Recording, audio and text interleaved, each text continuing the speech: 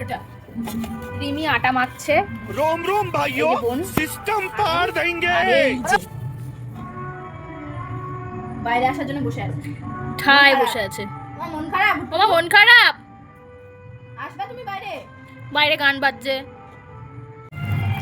এটা কি বানাচ্ছিস? মানে কি মাখছিস? रिक्स नहीं लेने का। আটা মাখতে গেছিলাম, গোলা রুটির আটা হয়ে গেছে। আই মা, কি বানাতে আসে না, কমেডি করতে আসে।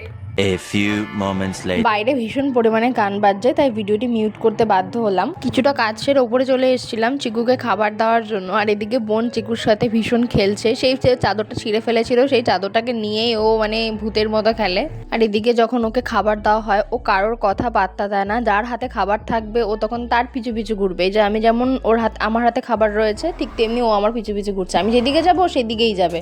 আবার যদি তোকে বলি যে না তোকে দেবো না, তখন ঘ্যাক করে উঠবে। এরপর আবার আমরা তিনজনে মিলে খাবার বানাতে এলাম। আমরা খাবার বানাতে থাকি। দেখা হচ্ছে পরের ভিডিওতে। টাটা।